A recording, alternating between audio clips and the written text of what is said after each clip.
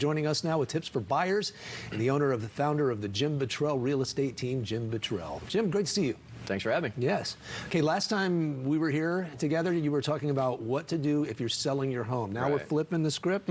If you're buying a home, what are some good practices? Well, buyers tend to make some mistakes when they buy a house, and we want to avoid that, obviously. Now, there's an old saying in real estate that time fixes everything, and it does fix most things in real estate, but it doesn't fix everything. So there are some best practices that buyers can use that will set them up for success, because a lot of those things are done at the time of purchase. Okay. One of the things that I think people are, they don't want to pay commissions. And if you're going to buy a home, you're not going to pay commissions. It's the seller's going to pay the commission, basically. But some people are they'll try to do a transaction without a good agent. Tell us why they shouldn't do that. Okay, well, that's a really bad idea. There's some mistakes where they'll try and do it on their own, or they'll hire somebody that's inexperienced, or what I see a lot of is they're going to use a friend or a family member because they think they're obligated to. And the reason that's bad is because experience matters. When you embark upon a purchase of a house, there's a lot of things that can happen. Some of those things that are very good and some of those things are very bad that can happen. And experience matters. So I always say, and it's not very popular in my community when I say this, but just because you have a real estate license doesn't mean that you know how to help somebody buy or sell a home. Because you know what they don't teach you in real estate school? They don't teach you how to help somebody buy or sell a house. They don't teach you negotiations. They don't teach you marketing. They don't teach you processes. They don't teach you crisis management. They don't even teach you contracts. And that is why we have so many problems in real estate, in my opinion, is because we have people that are so inexperienced, and it's so easy to get a license in California. So that's why I say, just because you have a real estate license doesn't mean that you know how to help somebody buy or sell a house.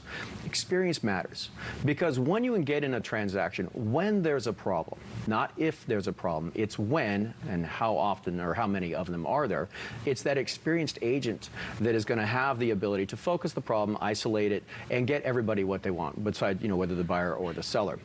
And that's why it's more important now than ever to actually have a good team on your side. And by the team, I don't mean just the agent. I mean the agent, I mean the lender, the home inspector is a big one.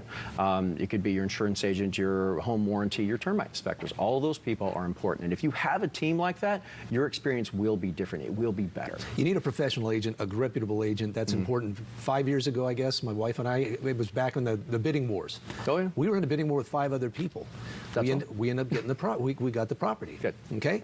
2 years later, there's an open house down the road. We want to go check it out. Turns out that listing agent was the listing agent on the home that we bought. We'd never met her before. She remembered and said, "You know why you guys got it? Because of your agent." Yeah, it's a big difference. It's a big deal. Yeah. I mean, seriously. Okay, so that being said, any wiggle room right now when it comes to negotiation for buyers? Yeah, there is, actually. As I said last week, holidays are always a great time for a buyer because you can use your advantages over the seller during the holidays from lack of buyer inventory. However, let's step out of the holidays for a second. There's a technique that I've used myself a number of times, and I always suggest this if you're trying to get a better deal on a house. Go find those houses that have been on the market for 30, 60, 90, 100 days. Because the reason they're sitting there, most likely, in pretty much every case, is that the seller overpriced that house. Because there's no amount of marketing, there's no amount of marketing dollars that can possibly be spent to overcome an overpriced listing. And that seller who made that mistake and overpriced their house, they're going to pay a hefty penalty. Because if you're that smart buyer that is only looking for those houses that have been on the market for a while, you're going to be able to, pretty good chance, you're going to be able to buy that house for less than it's actually worth because that seller made that mistake up front. Okay, and in conclusion here, once a buyer goes into escrow, what do they need to know? Well, once they go into escrow, one of the very first things you're going to do is you're going to get a professional home inspection. So if you hired that team like I talked about, on that team will be a reputable, experienced, licensed, bonded, insured home inspector. That home inspector can really be the difference between making a mistake in buying someone else's problems or making a well-informed home purchase. Now, buyers need to walk into this home inspection understanding there's no such thing as a clean inspection. Right? Every single home inspection, I've sold thousands of homes, and every single home inspection, there's problems.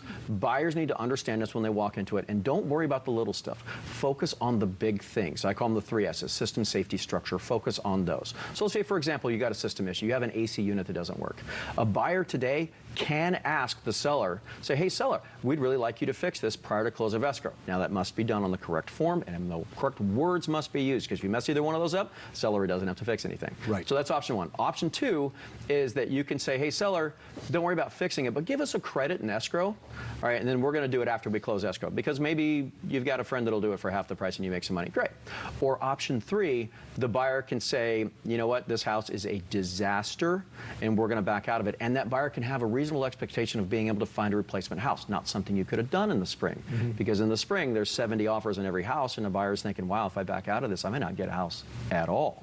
So going back to the experience thing, though, a good agent will probably steer that client away from that house and never would have gotten involved in it in the first place. I call those get in the car houses. Like, show a house. I mean, I've got a lot of experience, and I've got contractor experience as well.